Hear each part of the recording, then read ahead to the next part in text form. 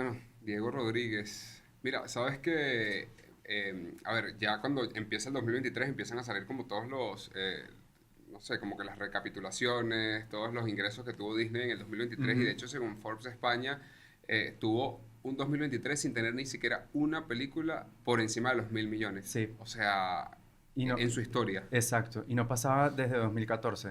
prácticamente. Sí, interesantísimo porque incluso la película más taquillera de Disney el año pasado fue Guardianes de la Galaxia Volumen 3, que no superó ni siquiera los 900 millones de dólares Sí, y ocurría desde 2014 que en ese top de películas más taquilleras del año siempre se colaba Disney en ese top 3 y sin correcto. embargo este año no ocurrió. Estaban Entonces, siempre como, de hecho ya son prácticamente 10 años en que esto no pasa, sobre todo 10 años en los que Marvel ha tenido, Marvel, que es una filial sí, prácticamente de Disney, ha tenido mucho protagonismo. Y si te fijas, yo creo que ellos como que, o sea, evidentemente cuando tú eres dueño de una empresa como Disney, imagino el presidente Bob Iger, ujú, cuando te fijas que las ganancias están muy por debajo, tú empiezas a hacer tu gestión, tu chequeo, tú dices, para allá va, ¿cuál es el problema aquí? Y fíjate que en este año no vamos a ver un estreno de Marvel sí. que es Deadpool. Exactamente, Deadpool 3. Yo siento que Disney va a apuntar a un cambio de Ok. estrategia bastante radical, o creo que deberían, porque fíjate que este año Ujú. les fue muy mal por lo que estamos comentando. De las tres películas más tequilleras, ninguna fue de Disney. Se ubicó como el segundo estudio con mayores recaudaciones. En el primer lugar lo ocupó Universal, porque recordemos que Universal está detrás de Oppenheimer y de Super Mario Bros. La película. Correcto. Un segundo lugar obviamente no es malo, incluso si comparamos las ganancias de ese primer lugar de Universal Ujú. con las del segundo lugar de Disney, no son tan distintas y sí es distinta la cantidad de películas que hizo cada uno, es decir, Universal hizo más de 20 películas y Disney hizo 17, Ujú. entonces se pudiese también estudiar eso como para entender la brecha. Porque Pero uno piensa que Disney está en bancarrota. Fíjate que es sí, lo que la gente cree y no es así. ujú, Evidentemente no es así. Han tenido fracasos importantes. Lo peor, yo creo que lo peor es que se perfilan otros fracasos más para el 2024. sí, y lo de los fracasos de 2023, que es importantísimo, es decir, películas que tenían unos presupuestos enormes y que aspiraban no solo a quedar muy bien en taquilla, sino también quedar muy bien con el público, que al público les gustara, porque sabemos que no siempre es lo mismo. Es decir, que la crítica le dé una buena puntuación a una película Ujú. no es referencia como para que esa película le vaya bien en taquilla, tampoco viceversa. Pero en este año, en 2023, ocurrió con películas como por ejemplo Indiana Jones Sí. y El Dial del Destino, con Wish, que yo creo que fue el último golpe para Disney en Sí, 2023. pasó como sin pena ni gloria. Exacto, tanto en crítica como con el público y con la taquilla, que es lo trágico en estos Sí, casos. oye, de verdad que Wish, yo creo que ni siquiera me dio tiempo de ir a verla porque salió demasiado rápido de taquilla, además, sobre todo en Venezuela. Sí, Y eso habla de que la gente no está yendo a ver esa película. O sea, tú le dices a un niño, mira, tú sabes Frozen. Ah, yo sé Frozen porque es uno de los grandes éxitos, pero tú conoces Wish. No, nadie conoce Wish. sí. O sea que además ellos que quisieron como apostar a un estilo de animación distinta, quisieron como adaptar el tema de animación a través de acuarela, que creo que además eso ha funcionado bastante bien en películas como Spider-Man. O sea, creo que están viendo Spider-Man a través del Sí, multiverso. O sea, creo que ujú, están viendo, mira, esto está funcionando en estas películas, vamos a ver si lo aplicamos y funciona, pero amigo, no, o sea, no es que tu animación sea mala.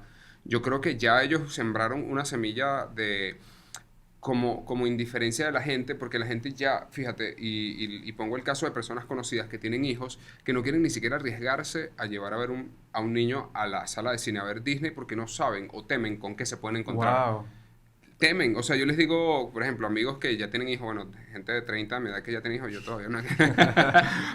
Pero yo les digo como que, mira, vamos a ver esta película de Disney. Ajá, pero eso no tiene nada raro. Dicen, o wow, sea, dentro de la misma ignorancia diría yo, pero también total, ojo, también entiendo que toda la campaña de comunicación en torno a las películas de Disney van sobre eso, porque fíjate que cuando salió Buzz Lightyear, ujú, o Lightyear, la película de Buzz sí, Lightyear, ni siquiera había salido el primer tráiler y ya el marketing iba, o más que el marketing, o sea, la controversia iba sobre el beso de una pareja de mujeres en ujú, la película y evidentemente los padres no querían llevar a sus hijos a ser adoctrinados, porque eran incluso las palabras que se utilizaban, ¿no? Que van a adoctrinar a nuestros hijos con ideologías sexuales. Entonces, desde ahí a este punto, yo creo que esa confianza hacia Disney, sí, la gente la ha perdido por eso mismo. sí. Yo, bueno, también estoy de acuerdo contigo en este tema de que hay mucha gente con resistencia a ciertos temas que realmente ¿por qué le molestaría a alguien ver un beso entre dos mujeres en una película animada? Claro. O sea, además fue un beso de Un menos de pico, un segundo. un piquito. Exacto. Yo creo que realmente hay mucha exageración. Obviamente es una opinión súper personal, pero hay mucha exageración de gente que cree que eso tiene que ver directamente con adoctrinamiento, con la necesidad de Disney de imponer nuevas ideas sobre las nuevas generaciones. Yo no lo veo de esa forma. Yo creo que es una representación de diversidad. En ese caso, yo la veo viable, la veo lógica, digamos, que es algo real, que está interpretado por Disney en esa película, por hablar de esa película específicamente. Pero sí, me parece interesante analizar si tiene que ver esa búsqueda de inclusión con los resultados en taquilla de Disney. Porque, por ejemplo, el caso que mencionabas de Lightyear fue una película que le fue malísimo Sí. en taquilla. Y es buena. ¿Tú la viste? Sí, a mí ¿No no te me gustó gustó. mucho? A mí me No. parece, a mí me parece que un niño que se entretiene con una historia suave, una historia, vamos a decirlo así, Entretenida. plana, entretenida, Ujú. está buena, porque yo soy como ese niño que se distrae con una... Ok, ok. No, pero, o sea, si te fijas en la película, los colores, la animación, la historia, ¿qué niño no se entretiene? O Totalmente. sea, quizá uno más conocedor del cine empieza a buscar como fallos, como huecos argumentales que uno Totalmente. dice, pero el niño no. Entonces, como si al niño le gusta este personaje, una película del astronauta en acción, ¿cómo fracasa una película así? Bueno, yo creo que a eso vamos, como que puede haber este tema de la inclusión, de que mucha gente tenga resistencia a ciertas decisiones creativas que ha tomado Disney con películas, como Ujú. por ejemplo el caso de La Sirenita también. Claro. Pero yo también siento que eso está estrechamente relacionado con el tema de la calidad de las películas de Disney. Ujú. Porque, por ejemplo, yo soy una persona que no tenía problemas con que la sirenita la cambiaran de color de Yo piel. tampoco. Pero la película no me pareció buena.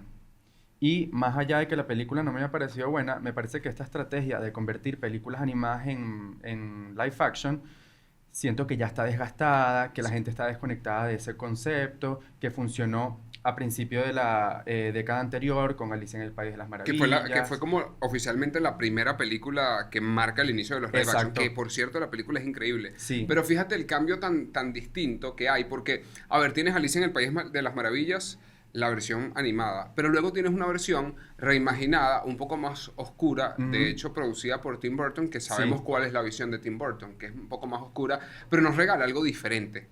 Nos regala incluso como una especie de secuela de la película original, como una especie de retorno de Alicia al País de las Maravillas, sí. pero nos da algo distinto. Entonces, ¿por qué yo quiero ver una película como La Sirenita donde no hay nada distinto? O sea, no estoy viendo nada diferente, más allá de que agreguen dos canciones a ver si se cuelan Ujú, en la nominación de los Oscars de Mejor Canción. sí. ¿Qué fue lo peor o sea, lo que menos te gustó de La Sirenita, ya que no te gustó tanto, por ejemplo? Bueno, con la Sirenita me pasa que me voy al conflicto que yo tengo Ujú. con el tema de pasar de clásicos animados a remake live action. Ok. Me pregunto qué tan válido es y qué tan necesario es. Es decir, si ya existe una primera película que sirvió, que es muy buena, ¿por qué la harías de nuevo Ujú. cambiando ciertas cosas que realmente no están haciendo un cambio sobre la historia? Sí, Son como unos agregados que eh, innecesario. sí, que pueden cambiar un poco, pero realmente a nivel sustancial nada cambian. Entonces yo me pregunto que qué tan válidos es en esos casos hacer los remakes live action. Por ejemplo, el remake de La Cenicienta es un remake que a mí me gusta por varios motivos, porque me parece que tiene muy buenas actuaciones, que el vestuario está muy bien trabajado, el diseño de producción en general, que la historia, algunos cambios que le hicieron, como por ejemplo la inclusión de la madre, que aparece al principio, cosa que no ocurre en la Ujú. Cenicienta original. Hay más Em, historia, fíjate que me gusta que hay más historia sobre Lady Tremaine, que es la sí, madrastra. Sabemos un poco por qué, porque Disney te vende villanos como sin ujú, mucha profundidad, o te sí, vendía, o sea, estamos hablando de los años 20, 30, incluso mucho más adelante en torno iba avanzando. Lady Tremaine en esta oportunidad, que además buscan una actriz como Kate Blanchett, que es increíble, a mí también me gusta esa película, y creo que me gusta que le dan un poco de profundidad. total, Cuando ella habla de que, bueno, ya tuvo que hacer lo que tuvo que hacer para totalmente. sobrevivir, básicamente. Y lo que me Qué gusta chévere. que hicieron con ese personaje es que no hicieron lo que hicieron con Maléfica, por ejemplo. Que le Ujú. fue muy bien a Maléfica a nivel de taquilla. Pero a mí Maléfica no me gusta porque cambiaron la historia. Claro, Convirtieron a Maléfica en una heroína. Y en lugar de justificar a un personaje correcto. complejo, que está discutido con los reyes, que tiene como una especie de resentimiento y todo esto, que pudo ser explorado de esa manera, Ujú. lo convirtieron en una En versión otra cosa. rosa de ese Claro. personaje. Entonces no tomaron Yo eso creo que original Claro, yo creo para que explorarlo. incluso podríamos pensar que las bases del fracaso de Disney hasta este punto pueden empezar de ahí, en querer cambiar tanto errores que cometieron en el pasado. ¿Por qué? Porque fíjate que hay un término que yo de lo que he estado investigando y de lo que he leído mucho que se llama el queer coding. ¿Sabes que queer Sí, es la palabra con la que se identifica culturalmente a la comunidad sí, LGBT? LGBT. Entonces, queer son como elementos de la cultura pop en torno a esta comunidad. Entonces, el queer coding es codificar a través de estos elementos queer personajes de Disney que tienen rasgos de villano. Es decir, es como de manera subconsciente decir que tener rasgos queer es malo porque está asociado a un villano. Y si pensamos en villanos como Scar del Rey León, el rey malo, el hermano del rey, tú lo ves a él como un rey, como un león poco afeminado. Mm, Lo mismo ocurre con el villano del Jorobado de Notre Dame, que es como una especie él es como un sacerdote, pero es como muy afeminado también. Y si te fijas, todos los villanos de Disney en una época tienen rasgos queer, rasgos a Úrsula afeminados. siempre le... Úrsula está Ujú. basada en una drag queen, entonces es como una mujer grande de la comunidad, está asociada. Entonces, inconscientemente, una generación creció pensando que rasgos queer de esta comunidad están asociados a algo malo, a algo villanesco. Y Mm. fíjate que eso se llama queer coding y entonces Disney, en una gerencia distinta, evidentemente, trata de corregir un error o un daño que hizo en algún momento porque le dijo a la sociedad, mira, sabes que ser queer es negativo, es malo, entonces ahora quiero cambiarlo todo. Quiero que el beso entre dos mujeres sea normal y quiero hacerlo como a juro porque Mm. yo tengo quizá una deuda social con la gente. Bueno, debido a que yo empleé toda la influencia que tenía a través de mi empresa, a través de mi medio de comunicación, como es Disney, viéndolo como el cine, para darle rasgos negativos a las personas de la comunidad. Entonces es como tratar de alguna forma de saldar una deuda, no lo sé, pero estuve estudiando y me parece interesante este queer coding, esta codificación Es de interesante. los elementos queer. Yo sí siento que quizás Disney ha tratado de incluirse en conversaciones que están muy en boga en el Ujú. momento. Y parte de esas conversaciones son importantes y hay que tenerlas, como por ejemplo la inclusión femenina y Sí, todo esto, que sabemos que obviamente Disney tiene una historia con personajes femeninos protagonistas y todo esto, pero cómo los convierten en personajes más complejos, en no la damisela por ser rescatada y todo claro. esto. Pero sí siento que en algunos casos, por ser tan políticos, pero al mismo tiempo no querer asumirlo frontalmente, porque quieren hacer de las historias algo más rosa, Ujú. algo también muchas veces dirigido para niños con discursos más sencillos y todo esto, entonces no profundizan. Claro. Yo no considero en este caso, porque hay gente que habla de inclusión forzada, yo no considero que la inclusión. A ver, ¿qué pasa? Tenemos dos realidades, o sea, tenemos la realidad y la comunicación. Es decir, siempre la realidad y la comunicación deben ir a la par, debe haber un equilibrio. Porque ¿qué pasa? Que cuando los medios de comunicación, entiéndase la televisión, el cine, la radio, al final son un reflejo de la sociedad, no al contrario. O sea, es mentira que los medios de Ujú. comunicación transforman la sociedad. No, los medios de comunicación son un reflejo de lo que es nuestra sociedad. Y si tú miras un programa de televisión en los 80, tú vas a entender cómo era la sociedad en los 80. Tú miras Friends y hoy día chistes de Friends se Claro. parecen inimaginables. ¿Por Ujú. qué? Porque la sociedad es distinta. ¿Qué pasó con Disney? Disney quizá no evolucionó al ritmo en el que la sociedad evolucionaba. Llegó un punto en el que la realidad estaba acá y su comunicación estaba acá. Entonces ellos tienen que hacer un salto gigante para igualarse, porque entonces nuevas generaciones iban a sentir, estás anticuado, tienes un discurso que no va conmigo, que yo no entiendo y que yo no acepto. Entonces Disney tuvo que simplemente casi que meterle, como dicen, la mocha y subir su comunicación a igualarse a la realidad. ¿Y cuál es la realidad? Que hay nuevas generaciones que para ellos dos mujeres dándose un beso es mucho más normal. Quizá para los padres no, pero ¿qué pasa? Que como Disney era así, no exhibía estos mensajes y de pronto Sí. para igualarse, ahora lo hizo así, lo ven forzado, porque tuvo que haber una aceleración importante para llegar a la actualidad, a lo que es la sociedad, porque vamos a entender que incluso ya en Estados Unidos, sobre todo, es muy normal ver a personas del mismo sexo adoptando Ujú. parejas Claro. homoparentales, eso ya es muy normal. Bueno, porque de hecho es legal, está permitido, el Exacto. matrimonio igualitario también lo es. Entonces Disney como que volteó la mirada o no visualizó este tipo de realidades y ahora quiere hacerlo, pero claro, se siente forzado porque no lo hicieron progresivamente en tanto esas cosas iban ocurriendo en la sociedad. Sí, sí, y yo siento, vuelvo al tema como de la profundidad. Ujú, Este, por ejemplo, en la película Wish, como por rescatar de estas películas de las que sí, estamos hablando, que quizás no le fue muy bien. En esta película, a pesar de que yo siento que no aplica el tema de la inclusión, porque es una protagonista morena, pero no siento que eso haya sido como motivo de discusión. Es decir, es una protagonista morena y listo. Pero esa película, a mí lo que no me gustó para nada de Wish fue, por ejemplo, el desarrollo del villano. Y a eso me refiero con el tema de la complejidad.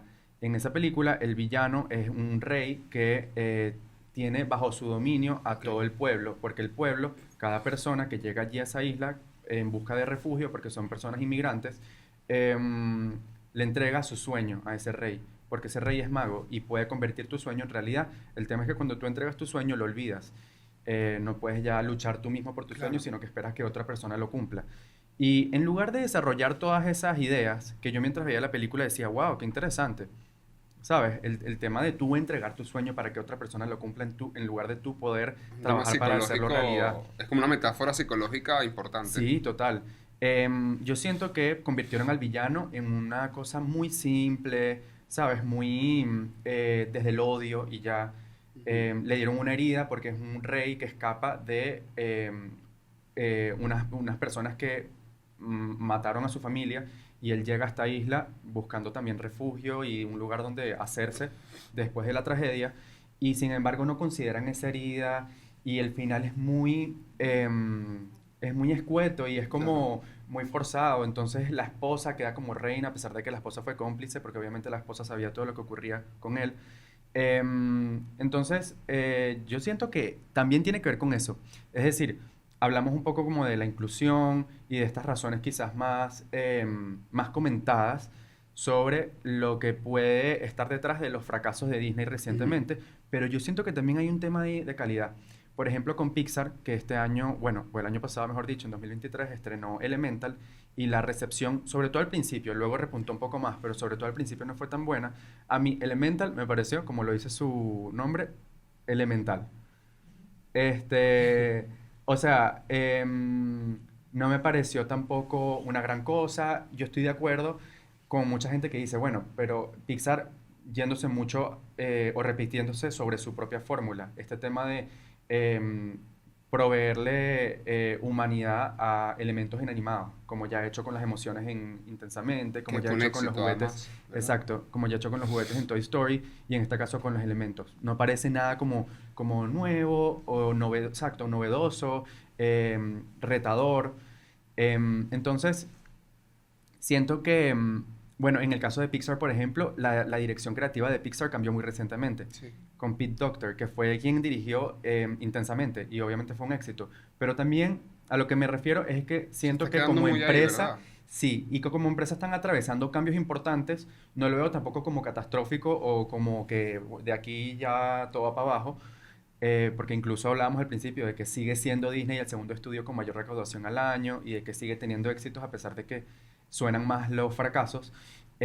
Pero sí creo que hay un tema allí de calidad sobre las historias, de esto que hablábamos también al principio de cómo Marvel venía con un ritmo muy acelerado haciendo muchas películas por año y esto Sí. no permitía que la supervisión sobre esas películas fuese la adecuada y se notaba. Entonces, yo creo que tiene mucho que ver con eso también. Sí, a mí me pasa algo también diferente y es que, a ver, no están sabiendo adaptarse a cómo las nuevas generaciones están consumiendo el contenido. ¿Por qué? Porque ahora hay una generación de TikTok y yo quiero poner también sobre la mesa el tema de las premiaciones. Los Emmy registraron como la audiencia más baja que han tenido en la historia. Y fíjate que el show no es malo, el show es Ujú. bueno, hay momentos súper virales, icónicos, por ejemplo en los Globos de Oro cuando Jennifer Lawrence hizo súper viral por hablarle a la cámara, decirle Ujú. como que si no gano me voy, Pero ¿qué pasa? ¿Por qué la gente se va a ver el show de 3 horas cuando puede esperar hasta el día siguiente y apenas se pare, abre Instagram y ve los clips de los momentos más importantes, más virales? Es Sí. como que la gente quiere todo fácil, quiere todo rápido. Mira, yo no quiero ir al cine, yo si puedo tener aquí y lo veo en Netflix, porque de hecho cuando nosotros hablamos de una película, te pasará a ti cuando lo haces en la radio, cuando lo has hecho en la tisana con nosotros o cuando nosotros Ujú. recomendamos una película, la gente pregunta, ¿eso está en Netflix? Fíjate ya,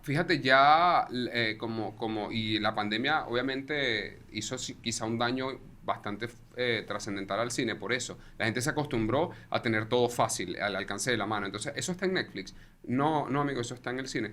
O sea, puedes ir Yo Sí, entiendo que es más caro. También el tema de oye, las dificultades económicas post pandemia hacen que ya la gente no pueda ir 2 veces al mes al cine. sí. Una o cero incluso. Ujú. Y también el tema de los canales de distribución y de nuestro país específicamente.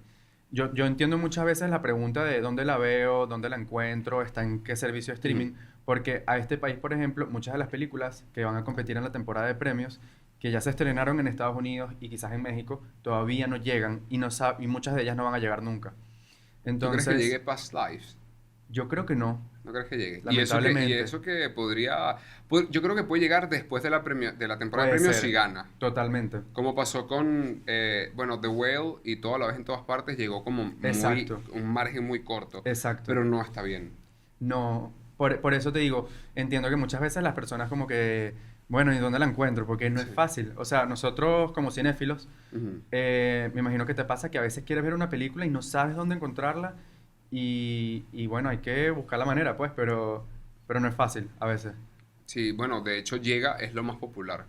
Llega que si Sí, Barbie, llega que si Mario, tú ves la cantidad de películas que se estrenan, por ejemplo, en Estados Unidos y es una locura. O sea, hay mucha más opción, pero claro, hay mayor oferta, pero la demanda está siendo cada vez menor, porque ahora como que todo ese gráfico de, mira, antes era el cine, ahora es un porcentaje para el cine, pero es otro para Netflix, o porque tú crees que Netflix bueno, las otras plataformas digitales también presentan números también altos. Esos eran números que todos se iban para la taquilla.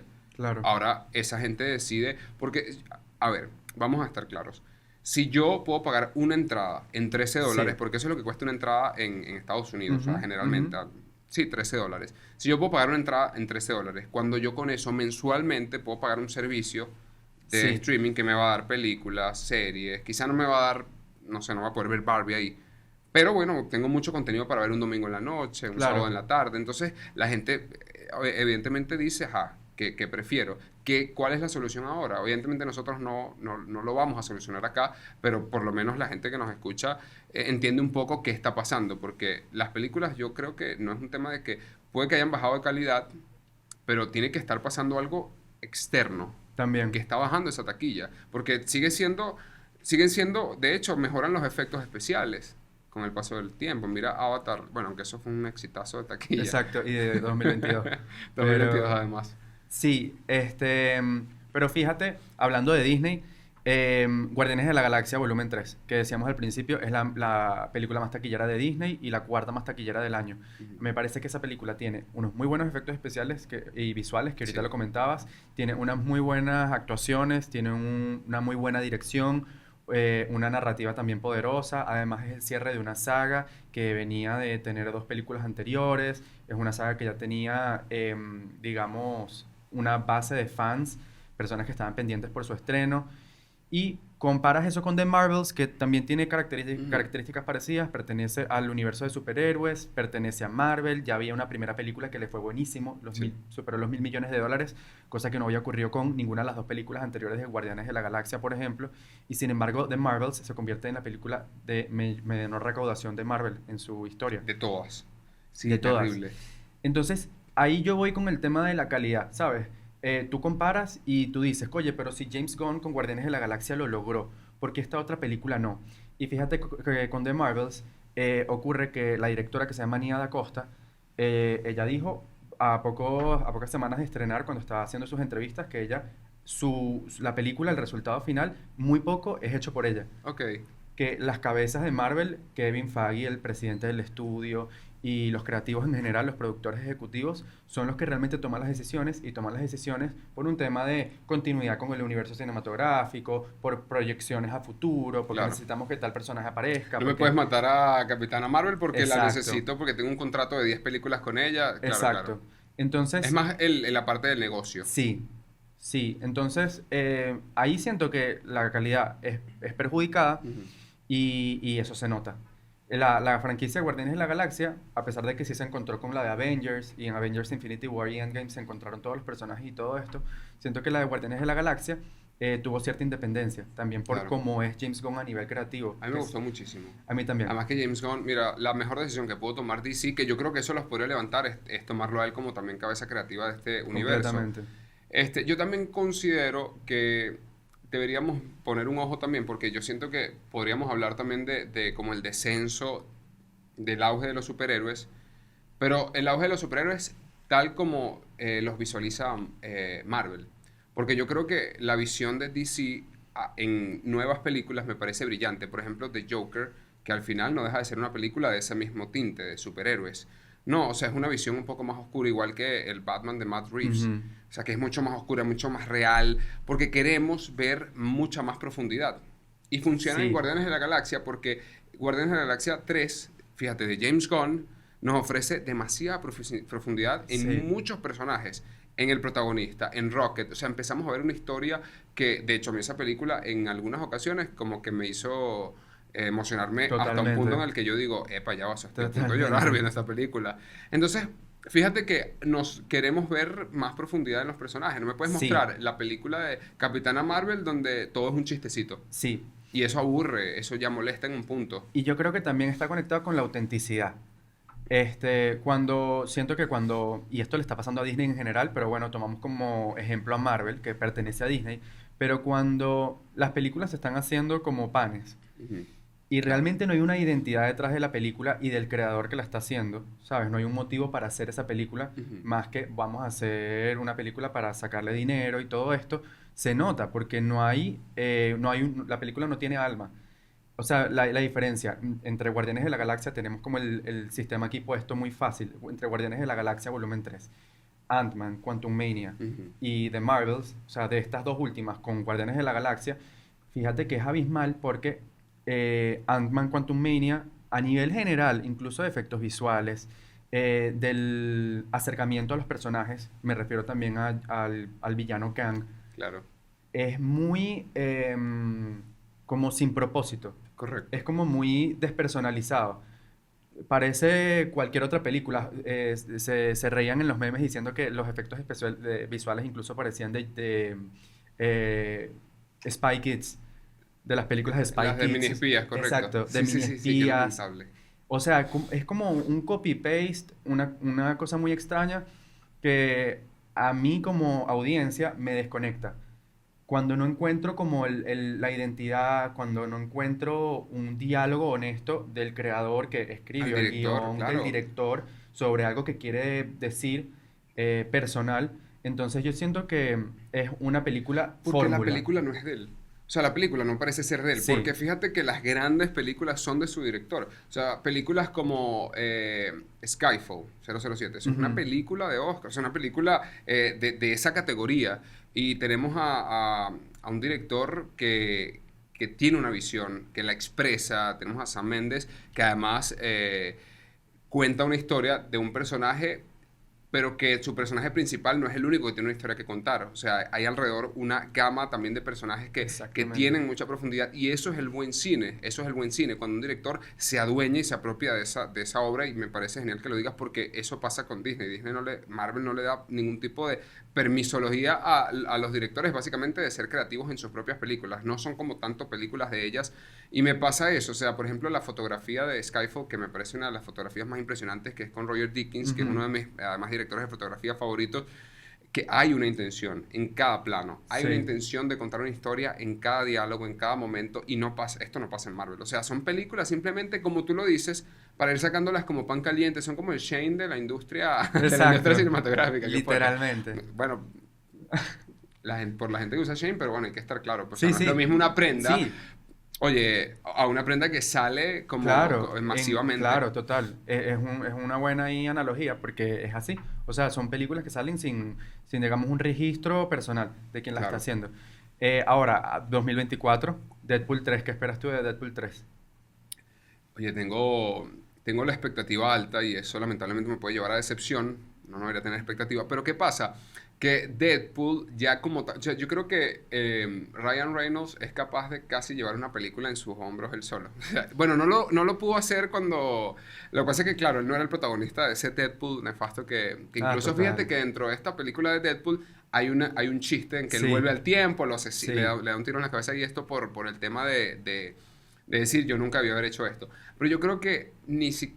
Fíjate que muchas de las controversias que ha habido sobre esta película es la mano que ha querido meter Disney para censurar la película, para llevarla más a la línea del Ujú. universo. Es decir, esta película ya no puede ser clasificación tal, tiene que ser una clasificación más baja para todo público, pero es que el hombre lo que hace en toda la película es decir groserías y matar gente. O sea, Sí, sí, sí. ¿tú Pero tú qué crees que ocurre aquí? yo creo que Disney ya va a abrazar esa clasificación R, Ujú, que incluso puede que saquen más películas con clasificación R y que se conviertan como en un segmento de su filmografía de Marvel. Y siento que van a explorar todo lo que ya se había explorado en las dos primeras en cuanto a chistes, a jocosidad, ok. a lo que hace característico al personaje de Deadpool, como que no se van a limitar en ese sentido, no se van a contener, Ujú. porque fíjate que está Ryan Reynolds de frente como productor, cosa que ocurrió ya en las dos primeras películas. Y él puso límites. Él puso, exacto, y él puso sus Claro. condiciones, están trayendo a Hugh Jackman, trajeron un director que invitó a participar el propio Ryan Reynolds. Entonces yo sí espero una muy buena película, sobre todo por el encuentro de estos personajes que vamos a ver por primera vez en una misma película juntos. Es decir, a todos los personajes del catálogo Marvel que pueden aparecer en esta película. Eso a mí me emociona. Yo creo que esa también puede ser la línea por la cual Disney podría levantar esos números y levantar Ujú, esa imagen. Lamentablemente, creo que incluir este tipo a ver, hablar de inclusión para Disney tiene que ser un diálogo diferente. O sea, Disney ya no es la empresa que puede decir, sabes que yo pongo lo que a mí me dé la gana en esa pantalla y tú vas y lo ves porque yo soy Disney. Creo que entendieron que no es así. sí. Y creo que de eso van a ir aprendiendo y probablemente no dejar de incluir realidades, porque no es incluir forzadamente dos mujeres besándose. Ujú, Eso es una realidad. No es dejar de incluir realidades, sino que esas realidades se abotonen a toda la historia, que no ujú, parezca simplemente algo que ellos quisieron meter y ya. Eso ujú. puede ser un indicio de la mejoría que podría tener Disney. También eso, el hecho de entender cuál es la visión del director y respetarla. O sea, que las películas no se hagan simplemente por hacer una película taquillera y ya, sino que haya arte de eso. ¿Qué otra cosa, por ejemplo, crees tú que pueda ayudar a que Disney en el 2024 se levante? Ellos están haciendo un estudio, porque por algo Claro, Marvel nada más tiene una película para el 2024 en calendario, sí.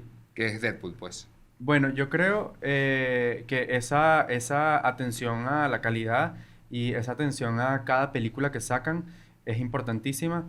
Decía el presidente de Disney, Bob Iger, Mm, que parte del error de Marvel que se notó en la taquilla y en todo esto que venimos hablando tenía que ver con la supervisión de los proyectos por parte de los productores. claro. Y bueno, yo creo que eso es algo que veremos a partir del próximo año qué tanta consecuencia tiene en las películas. Es decir, qué tanta consecuencia tiene sobre las películas la forma en que se supervisan. Pero yo estoy de acuerdo contigo y siento que, por ejemplo, este año, en 2024, que sale Inside Out 2, Intensamente 2, es una película que vamos a ver qué tal, pero no, una secuela no garantiza, y esto es un ejemplo que nos han dejado las secuelas recientemente, Claro. una secuela de una película ya exitosa no te garantiza que sea exitosa. Sí, sí, sobre todo cuando la secuela viene tanto tiempo después, porque Sí, estamos hablando de 2015, prácticamente ya han pasado 9 años, o sí, sea, casi son una década de la película anterior. Entonces, como que la gente que, o sea, no lo sé, como tú dices, no es garantía de éxito, pero vamos a ver qué tal. Creo que Disney no pasó por un año nada bueno, creo que hay un tema pudo haber un tema de arrogancia, yo creo. El tema de, ¿sabes qué? Yo soy Disney, a mí no me... O sea, como el dueño del Titanic. ¿Te acuerdas de esa frase de el Ajá. Titanic no lo hunde ni Dios? Y No vieron me el acordaba, no me resultado. acordaba. Y fíjate, claro, como él dice que no, que este es un barco que es resistente, este barco no lo hunde ni Dios. Y eso está dentro incluso de la película. Pero, a ver, a Disney le está, creo que es un proceso tiene que pasar por un proceso de cambios, de aprendizaje, y nos demuestra que ni la empresa más sólida está exenta de los cambios, además Ujú. porque estamos frente a una generación que es completamente diferente, o sea, que está moviendo todos los paradigmas, que está rompiendo prácticamente todo lo que ya nosotros, cánones que teníamos tan preconcebidos, y evidentemente eso es algo que incluso nosotros como profesionales de la comunicación tenemos que tomar en cuenta y tenemos que estudiar minuciosamente si como medios queremos mantenernos. ¿Por qué? Porque no podemos evitar pensar que hay personas que consumen contenido de forma muy distinta, y tampoco podemos decir, ahora vamos a hacer esto. No, tenemos que adaptarnos Sí, a las nuevas generaciones, definitivamente. sí.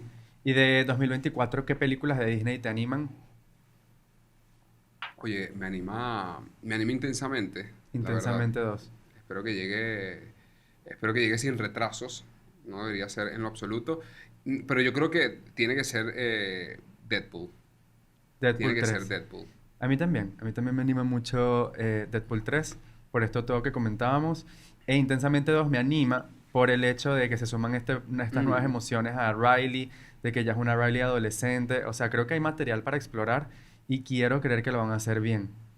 A mí me parece, vamos a ver cómo lo van a abordar. Yo creo que el tema de abordar la ansiedad, y seguramente va a haber otro tipo de emociones que tienen que ver con la parte más compleja del cerebro.